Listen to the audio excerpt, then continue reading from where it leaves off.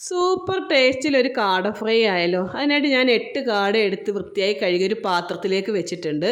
ഇതിനാവശ്യമായ മസാല തയ്യാറാക്കാനായിട്ട് പച്ചമുളക്, ഇഞ്ചി, വെളുത്തുള്ളി, മല്ലിയില, കറിവേപ്പില, പെരുംജീരകം, വിനാഗിരി ഒഴിച്ച് നല്ല പേസ്റ്റ് രൂപത്തിലൊന്ന് അരച്ചെടുക്കണം കേട്ടോ. അപ്പോൾ നമ്മൾ ഇറച്ചിയായാലും മീനായാലും ഒക്കെ ഫ്രൈ ചെയ്യുന്ന നേരത്ത് ഇങ്ങനെയൊരു മസാല ഉണ്ടാക്കി പുരട്ടി വറുത്താൽ സൂപ്പർ ടേസ്റ്റാണ് കേട്ടോ. അതിലേക്ക് മഞ്ഞൾപ്പൊടി, മുളക് പൊടി, കോൺഫ്ലവർ, ഉപ്പും ചേർത്ത് നല്ല ഭംഗിയായിട്ടൊന്ന് മിക്സ് ചെയ്തതിന് ശേഷം നമുക്ക് കാട ഇതിലേക്ക് ഇട്ടൊന്ന് പുരട്ടി എടുക്കണം കേട്ടോ.